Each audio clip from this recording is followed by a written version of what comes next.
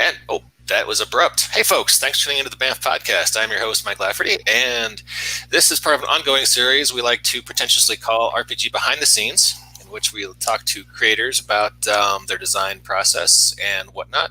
And with us today is Mr. Eric Bloat from Bloat Games. How you doing, sir? I am doing wonderful. Thanks for having me on. Thanks for being on.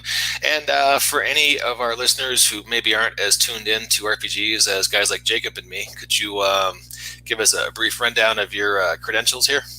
Sure. I'm most notably known for Dark Places and Demigorgons. I'm the owner of Bloat Games, and we make games like Dark Places and Demigorgons, Survive This Zombies, we got Survive This Vigilante City, The Blackest of Deaths, all kinds of stuff. We got new stuff coming out for DCC, which is like True Vigilante.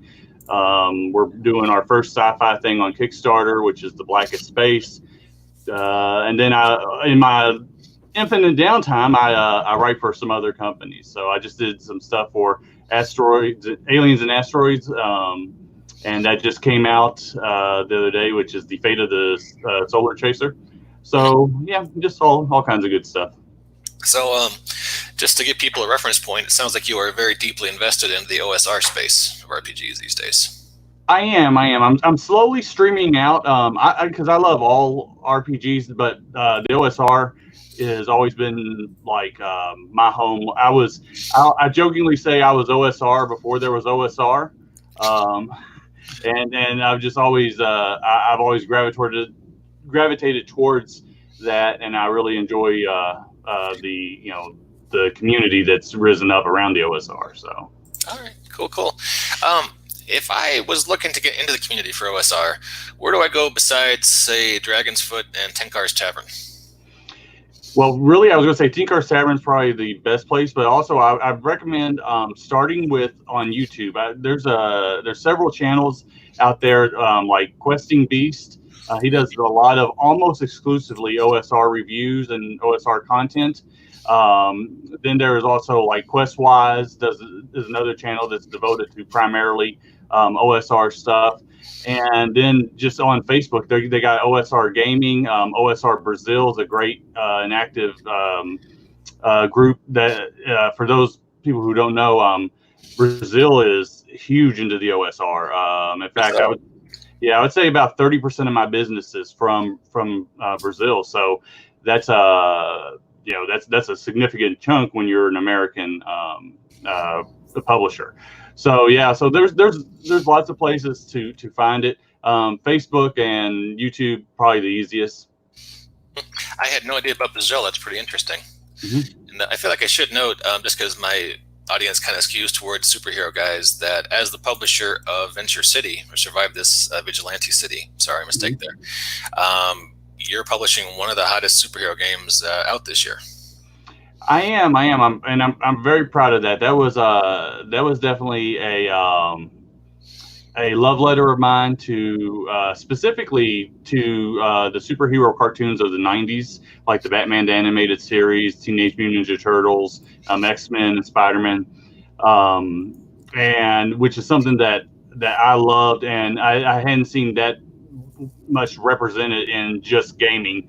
Most of the time, most gaming represents more of the comic book side of it, and I tried to take it in a little different thing. But yes, feel very fortunate that it's taken off. We're now working on our third and fourth book. We've had two very successful Kickstarters, and so I feel very, very blessed. We got a lot of third-party support. Third-party publishers who are publishing content for it, and it's just definitely went from me just being known as the Dark Place and Demigorgon guy to me being known as the superhero guy now. So very, very nice. Okay. Yeah, I should I don't want to plug too much stuff early, but your Survive This Zombies Second Edition is on sale now for like less than $4 on Drive-Thru RPG's Halloween sale. $3.49. Yeah, it's one of the big ones. In fact, over on Tenkar's Tavern, they just put out a list of 5 that they recommend, and both Survive This Zombies and Dark Place and Demigorgons are both on sale right now for $3.49. through drive-through, and they both made his top 5 of horror games you pick up for Halloween. So I was pretty blown away by that. That is definitely pretty cool. And of course, there's a sale right now for Halloween, so it's a good time to grab these. So now that all of the shameful shilling is out of the way, let's talk about your creative process. You say you're drawn to the OSR. So can you kind of, how'd you first get into publishing? How'd you decide I want to go from being a GM and a player to being a guy who creates games for, other people and get into, that side of the operation? Right. Well, I've always been a writer. I've always wrote poetry. I write songs. I'm also a musician, but I've always been, I've always come back to writing, write short stories. And in my gaming, I used to have, well, I still do actually, binders of these scenarios written up where like we would be playing Rifts, the role-playing game. And I made up like some stuff to be like to play as like aliens versus predators on Rifts. And so we would, I'd make these scenarios and people would keep borrowing those scenarios from me. And they're like handwritten, like a couple hundred pages in these big 3-inch binders. And people would keep borrowing those scenarios from me. And after being away from the OSR or being away from gaming for a while, because I had little kids, my kids were getting older.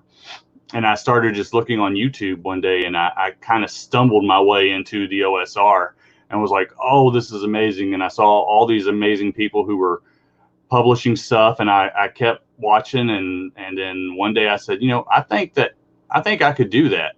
And a year later, I had my first game released, and 3 years later, I am still chucking stuff out. So it's that really is how I got into the OSR, was just through my background in writing and gaming, combining it together. All right. I got to put the brace for a second. I have gotten so used to having Jacob Blackman on my podcast, I neglected to give him a proper introduction. No worries. To any of our viewers, Jacob is a charming fellow in the upper right-hand corner of your screen, next to the StreamYard Mallard. And Jacob, you're an artist and a writer. Indeed. And a man of very few words. Okay, we can just go with that then.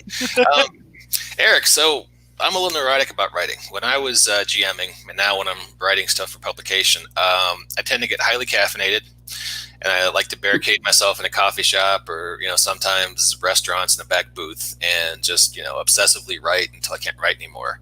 I've come to find out from doing these interviews, that's kind of the exception, especially among pros. People have a more pragmatic approach. So let me ask you, what's your preference for, when you actually have to do, heads down, writing, doing the creative part? How do you like to do that? I like to get caffeinated and write till I can write no more. Actually, I'm much like you. Okay. I found what works for me best is I will always have at least 5 Word documents open at the bottom of my screen. And what I do is I write until I either run out of good ideas or I get stumped on one, and I just move on to the next one, and I just circle through.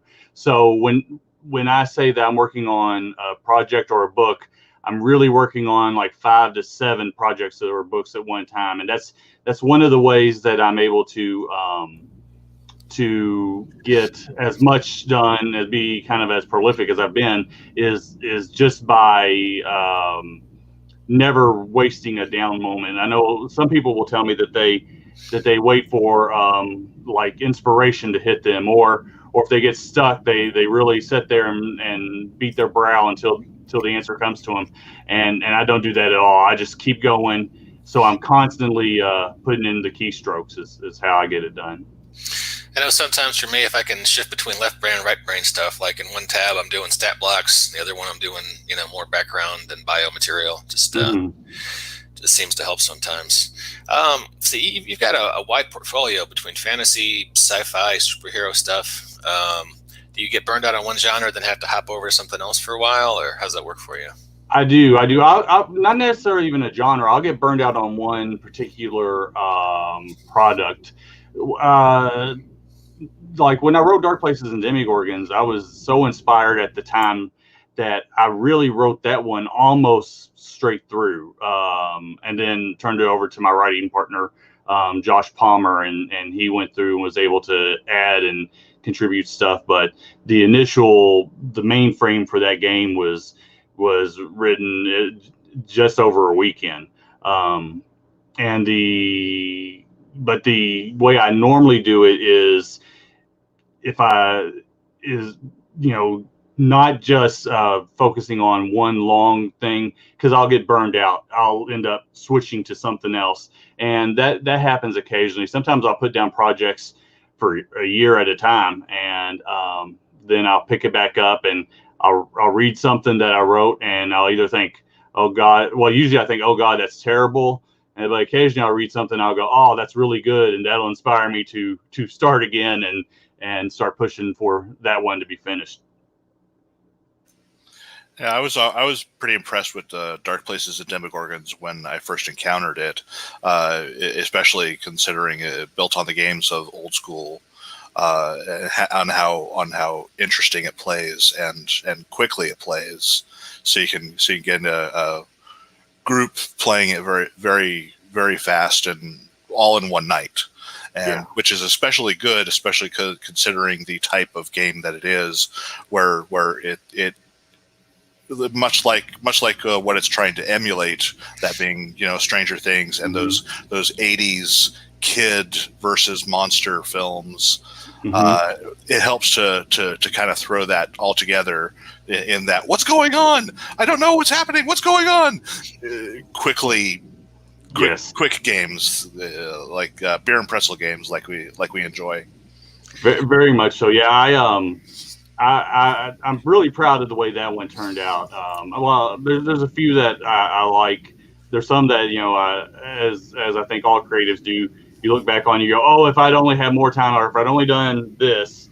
But Dark Place and Demogorgons, for what it does, I think it does it pretty well. I'm pretty proud of that one, and thank you for the compliment. I really appreciate that. Hey, I guess we should note. Sorry, go ahead, Jacob.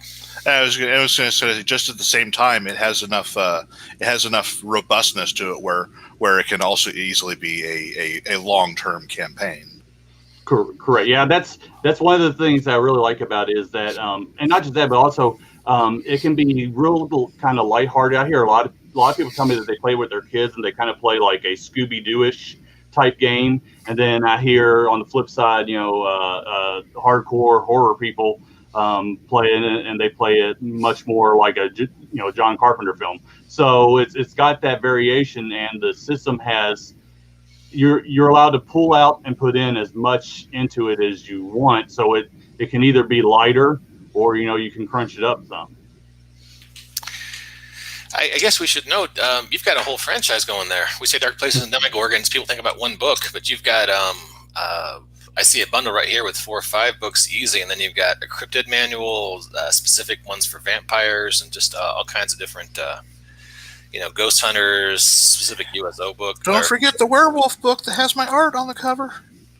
I didn't know there was a werewolf book with your art on the cover. There is. And you'll actually find a lot of Jacob's art strung kind of throughout our games. I didn't know that. Okay. Yep. That's cool. Hey, you have a funny story about the cryptid manual, don't you?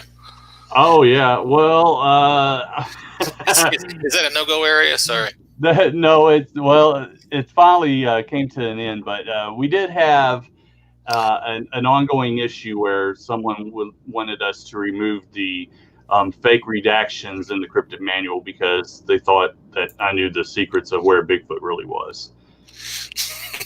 So, do you? Eric, do you?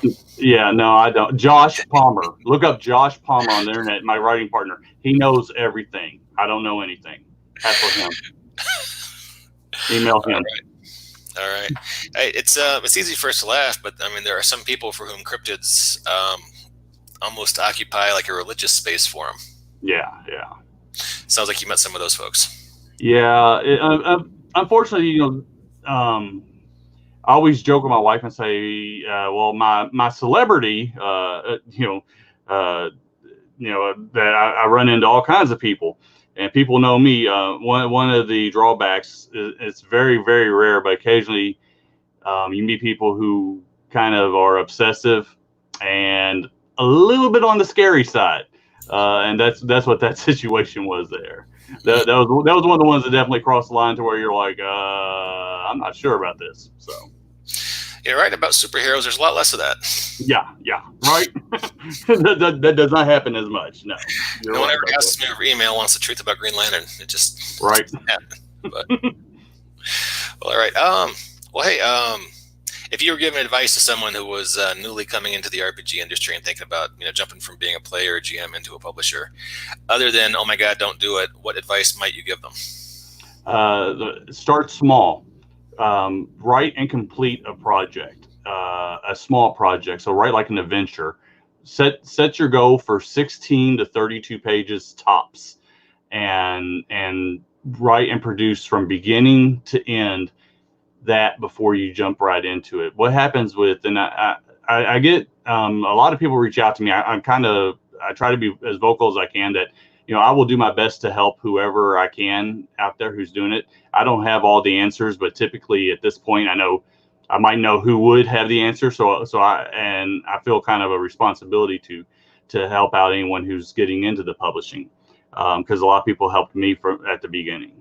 So, but one of the things that I see a lot of people struggle with is everybody has their game that they've been working on or that they've been thinking of since they were a kid. They want to write that game, that 400-page Zweihander game, and the problem is that is such a Herculean task to take on. Most people in their life have never done a real project of that size and scope and magnitude, and it's much easier to take on a smaller project and to get it finished and then go forward. Not only are you going to get your name out there on something that people will start recognizing you, so when you do write the bigger games, there'll be more or there'll be some recognition and a little easier road to success. But also it gives you a chance to see exactly what it's like before diving in. I see so many people who get caught up and they stop because it's just overwhelming. So my biggest thing that I tell everybody is start small. And I'm telling you this from a place of experience, because I did not do that. And I was fortunate enough to just persevere and work my way through. But if I could change that for anybody, start small. Yeah, I pretty much focus exclusively on writing short books and adventures myself, just for that reason, because anything longer than about 50 pages, I start to get real anxious about. So small, discreet, can see the end.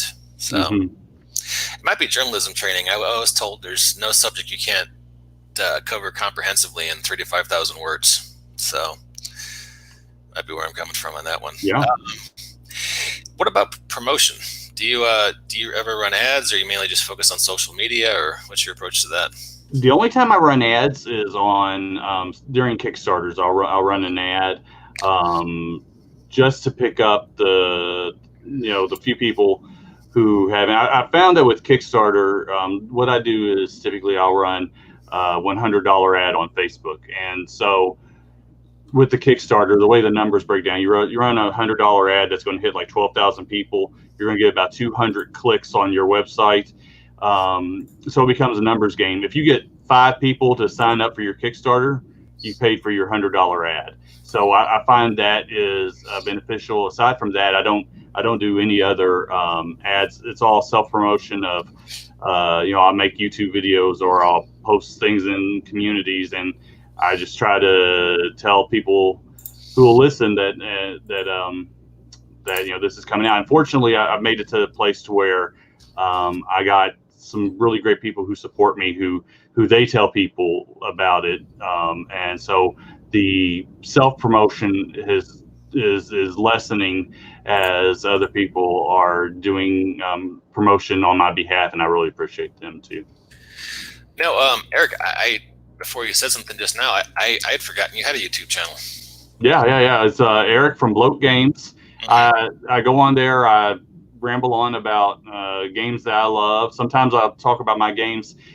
It's been a while. It's actually been like a month or so since I posted anything. And my posts are getting fewer and far between, because with the amount of projects that Bloat Games has been taking on, I felt like I was starting to just go on and be the guy who only talks about his games.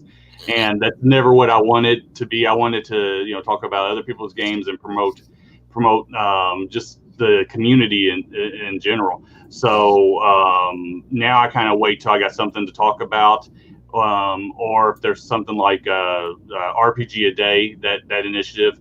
I took part. I made it about halfway through the month, so I got like 16 posts out about RPG a day and things of that nature. Okay. Yeah, it looks like most of your videos, you do very short videos. Like, looks like most of them are under 15 minutes. Yeah. I typically try to get in and out for like a 5-minute video. I'm not a very tech savvy person, so the video is just camera on me, typically holding up a book saying, "Hey, check this out." And this is what I like about it. I never do any like scorching reviews. If you're looking for somebody to tear a game apart, you'll never see that from me. I'd rather shine a positive light on something that's good than shine a negative light on something that's not as good. Because I don't think anybody tries to make a terrible game. Sometimes it just happens. And so I try to shine a light on the positive. So if you see me holding a book, typically that means I can save you 5 minutes. Typically that means I like the book. If you want to see why I like the book, I'll go into in-depth on the review. All right. Yeah, it's easy to find negativity online. It's nice to find positive reviews. Yeah. So Absolutely. So you ever get dry for inspiration? You ever have to search for ideas, or pretty much you got an active treasure trove of childhood memories that you kind of mine? Unfortunately, almost to my detriment, I never run out of ideas. I am, my wife calls me hyper creative.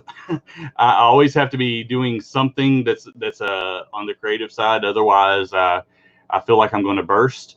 And so, no, running out of ideas. It's more of running out of time to make all the ideas. That's the bigger problem for me. Understood. Well, hey, talking about ideas, is that right if we pivot and talk about your latest Kickstarter right now, The Blackest Space? Sure. Yeah, definitely. We can definitely talk about that. All right. Let me try something a little bit new here. It doesn't always work. I'm going to see if I can share the screen and show people your Kickstarter here real fast.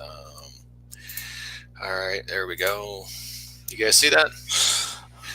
Yes, I do. Right off the bat, I got to say that cover art is gorgeous.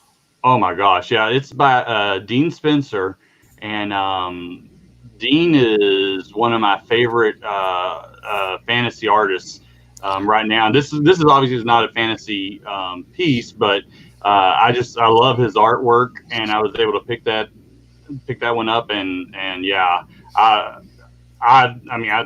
me, I was like, okay, I want to see this game, and that's where we started with and how we came up with it. Yeah, it's you do have a lot of cool artwork on here. Scrolling down, I really like this piece here. The well, I want to call it a fish man, but I don't know if it is a fish man. What would you call that? It's one of our aliens. In fact, if you scroll down just a little bit more, I think we'll actually see the name. I can't remember off the top of my head. It is the Asalis. Asalis. Yeah, Asalis. Okay, I didn't want to call it the wrong one. Josh Palmer, my writing partner, he actually wrote this entire game, and so he would kill me if I mispronounced or if I misnamed his aliens. So. Yeah, Josh is a good guy. He's actually he helped do some of my conversions for Vigilante City products. So. Okay, yeah. Josh is he is my childhood best friend and adult writing partners. So we've been together since I was probably 12 years old. Nice. Oh, good Lord, this is frightening. Yes. Good Lord. I love that. And that's a playable race. Some people like playing the weird stuff, so good on you for having a real weirdy race as it's put in TFOS. Mm-hmm. Definitely. And I think we have got through the art. We're on to the wall of text section of the Kickstarter, but yeah, that is something else there. So tell us about the Blackest Space. What's going on here? All right. So with the Blackest Space, the Blackest Space is kind of a sequel to a fantasy game that I created called The Blackest of Deaths. And The Blackest of Deaths was a hyper deadly game. Just to let you know, you're still on the screen with. Oh, sorry. I thought I didn't. Okay. Back here. That's no problem. I just didn't want you to show something you weren't expecting. Sorry. But so the Blackest of Death was it's kind of a hyper deadly fantasy game, very grim dark, very low chance of survival. Very much old school in attitude and design. But the design actually. The game design actually has more of a modern aesthetic. I did a whole bunch of changes. It's D20 based, but a lot of it's not what you're familiar with D20. And so I while I was working on that one, I wrote that one myself, and Josh took my text and I told him to read it. And about a month later, he sent over his notes for mine. And attached was also the Blackest Space, and he and I have been talking about doing a space game for a while, and he had converted and added to and expanded quite a bit to my game, and came up with the Blackest Space using the same game engine. So it was pretty sweet, and in fact.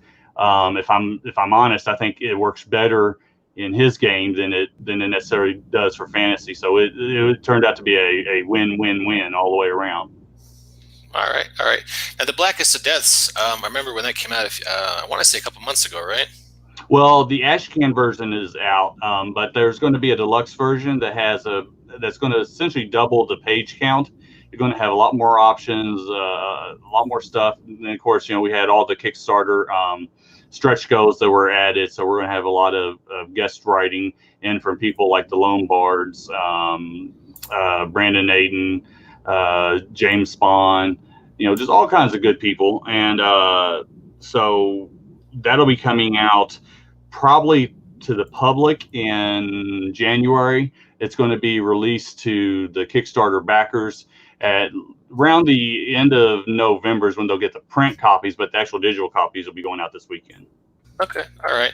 Now that was, we're going for a very specific kind of dire old school, to borrow your marketing phrase, where some of your characters are gonna die, and that's just the way it is. Yeah. It was made kind of. At the time I'd watched I'd had two things. I'd watched a video where people were talking about that a GM should never kill a character, that there's absolutely no reason why that should ever happen. And then at one of my games, at a con game I was running, a player did something stupid and his character died. And he jumped up and told me I didn't have the right to kill his character. He had paid to be in this game for 4 hours and made a huge deal. And so this was kind of my rebuttal to his accusations was, I'm going to make the game that I wanted as a kid, and once you get past the idea of, hey, some of these games are going to or some of these characters are going to die, it's really not about that. It's just there's always that chance of death. It more becomes about how long can I keep this character alive. And so that is the real essence of the game in a nutshell. Is not hey, this is the game where everybody's character dies. It's more of how long can I keep this character alive? Oh, you only lasted one adventure? I made it 4 adventures. You know what I mean? That's kind of that was my thought process behind the design of it. I gotta say that is a simple but evocative cover you've got going on there too. That is, and that's actually another piece by Dean Spencer, the same guy who did the cover for the Blackest Space. Totally different style. That's actually just his line art done through a filter there on Photoshop. But yeah, I thought when I saw that, I said, oh, that'll work. That tells everything that I want them to know about the game in one picture. So. And with my games, I always like to feature as much art in the games as I can. That's one of my favorite things. When I was a kid, I would go in and buy games solely based on their art. I look at the cover of the book, I flip through the book. If the art caught me, I'd I'd buy the game before ever reading it, and so art with me is a big deal, and particularly with the Blackest Deaths and the Blackest Space, we really went out of the way to make sure that every piece, there's no filler art in there that shouldn't be there. Everything's there is either to support or promote the game and into a new direction, or into to show off or highlight something about the game. There's nothing there that I think anybody will look through and go, oh, that feels out of place. Yeah, that almost looks like some kind of Gothic Victorian sort of image there. Did a really nice job on that. So, out of curiosity, you ever hear of a video game called The Darkest Dungeon?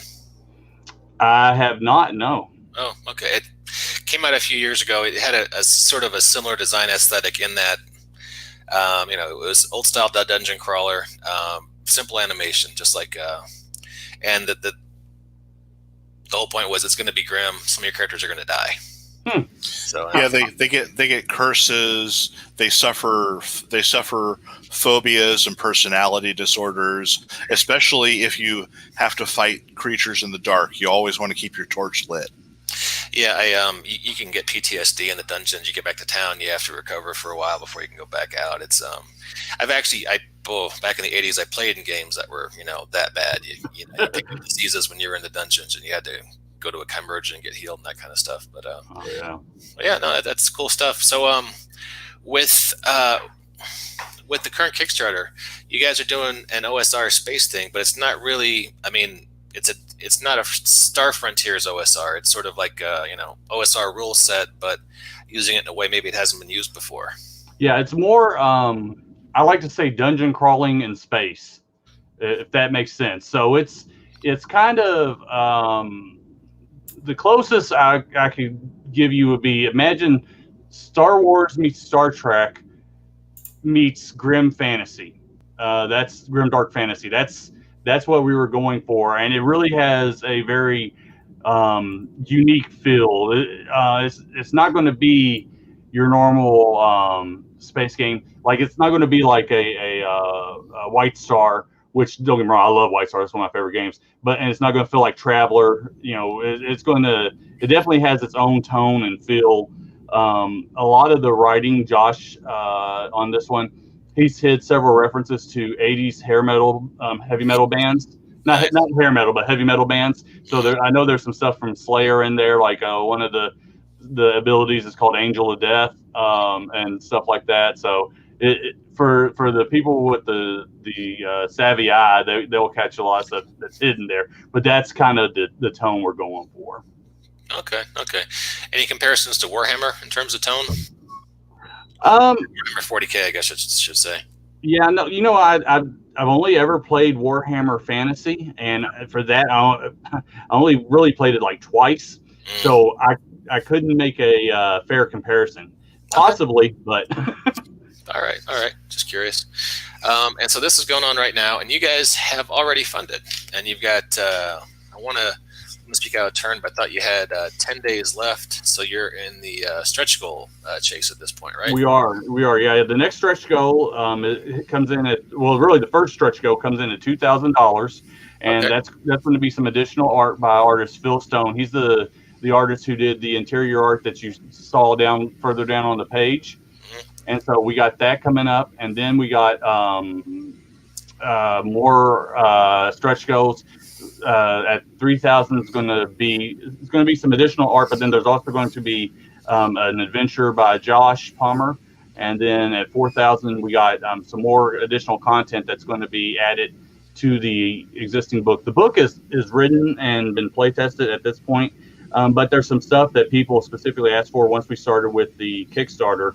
And one of the things that we pride ourselves on is, if we're making a game, if there's still time and room to fit it in, and it's something that more than, just like a person wants, we try to go out of our way to make sure that happens. We want everybody to have the best game, or the best game to them that they could possibly have. And Kickstarter gives us a great way to do that, where you can work with your community, improve the game, give them more of what they want, and hopefully build a relationship that'll bring them back for the next one. All right. Yeah, I noticed that you guys keep things pretty simple. You don't. I know that some Kickstarters you'll have, you guys stop at $20. Some will have $100 level or higher level where you can, as you say, contribute stuff into the world of the game. But you guys keep things pretty simple in that regard.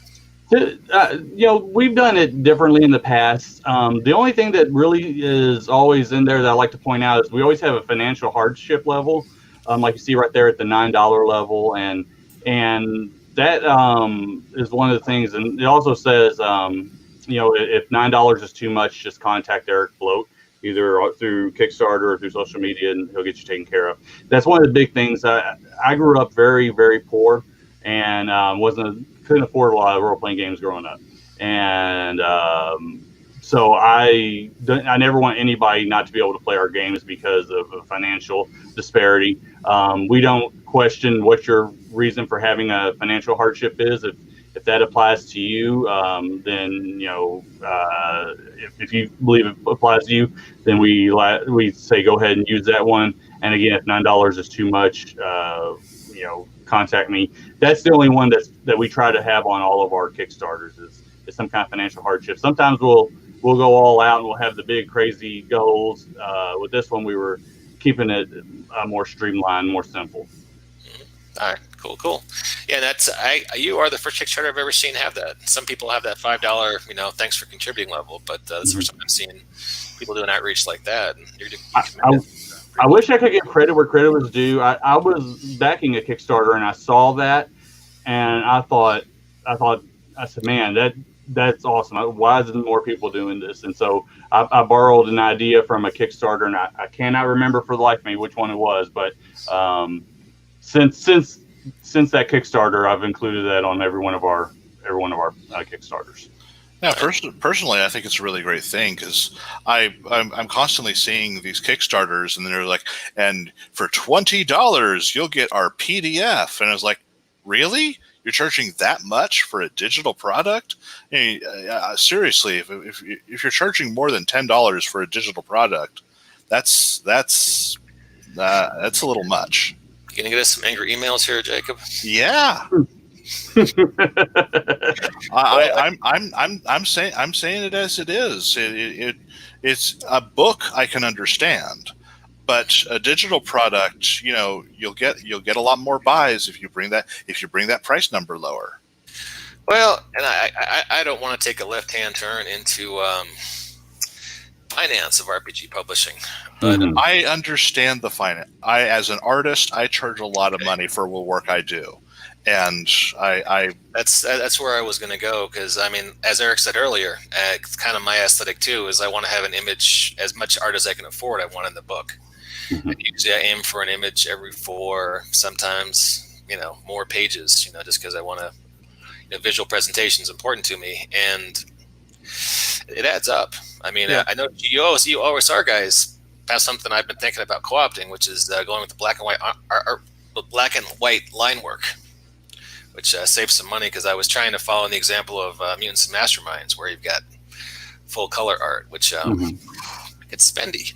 Yeah, it definitely gets up. But even the line art, if you get enough pieces, will add up. And one of the things that not to run off on the tangent, but one of the things that a lot of people don't put into or don't think of is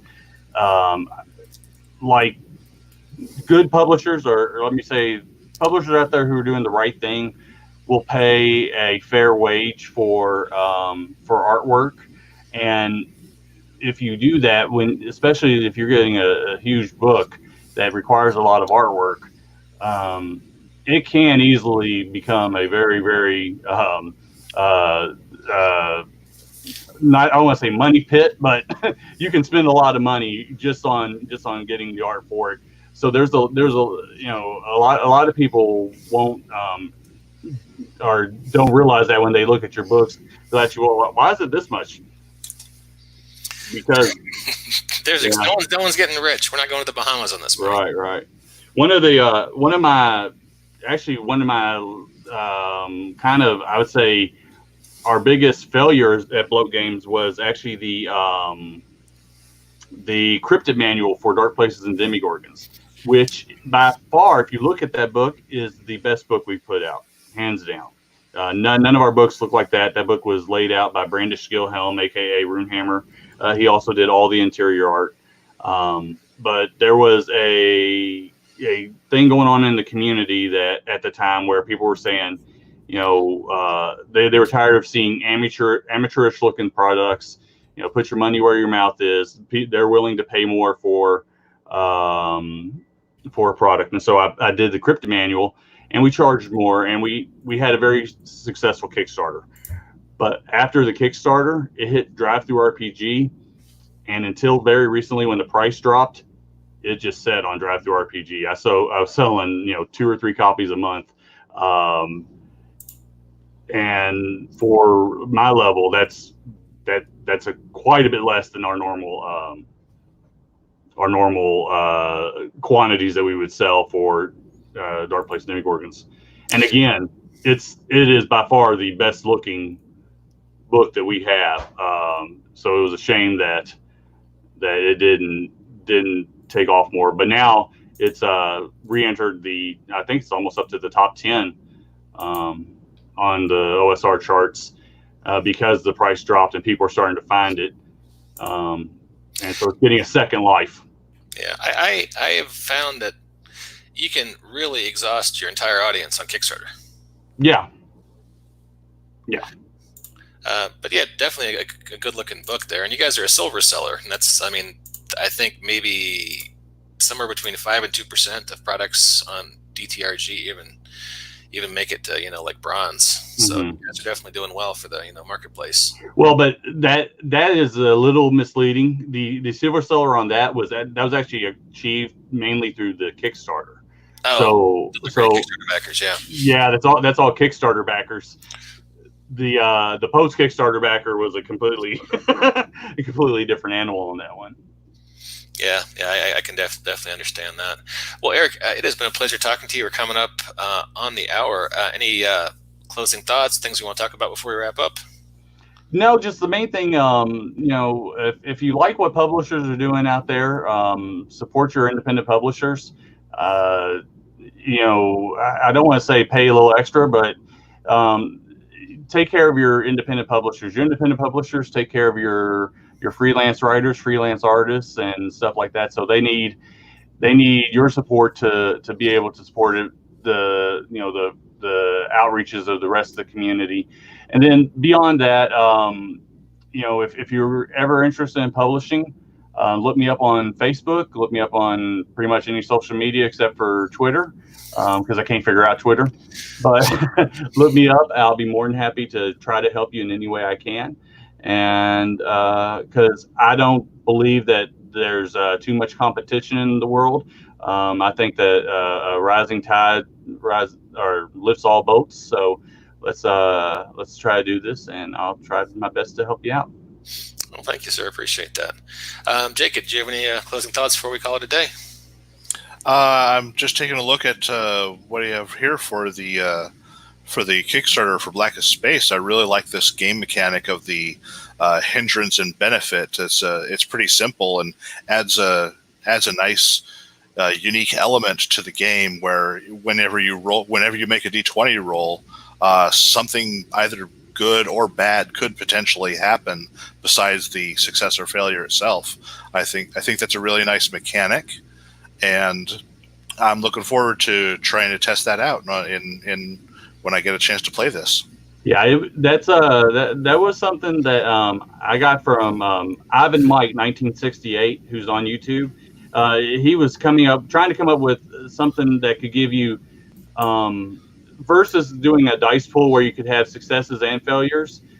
And so I kind of took what he was working on and mutated it into something a little different. But yeah, the fact that you can still have a successful attack and something bad happen, or you can have a terrible or unsuccessful attack and something positive come from it. And with it only being on the 1 or the 6, allows it doesn't happen every time. So it's not something that wears itself out or slows the game down. It's something that definitely adds to and doesn't subtract from. Cool. I was going down the rabbit hole reading your various classes on the. Oh yeah. There. Yeah, we got 15 classes and 12 playable races. So there should be something in there for everybody, for all types of gamers, and then a whole galaxy of with the history behind it. So yeah. You guys say you're kind of combining the two big space opera franchises, Star Wars and Star Trek. So you've got a big Federation, and you have an evil Empire at the same time, or exactly. Yeah, there's going to be there's several different I would say evil empires, and everybody's jockeying for the number one, and then there's also the good guys who are just trying to keep some kind of balance and semblance in the universe. Okay, cool. All right, I'll definitely worth checking out. Offline, hey, Space Booty. Yep, Space Booty. I will probably try and get you to come on and run it either here or on our sister podcast, Babies with Knives. I didn't name that, and but this looks like this would be a lot of fun to play. So, all right, cool. Well, hey, any listeners or viewers, Kickstarter, the game is called The Blackest Space. 10 more days. They're running down stretch goals, already funded, manuscripts already written. So check it out now. You can't lose. Eric, appreciate your time, sir. Thank you very much. Thank you so much. Jacob, as always, thanks to you for coming on board, helping us out. Glad to be here. And to our listeners, we will catch you next time on the BAMF podcast.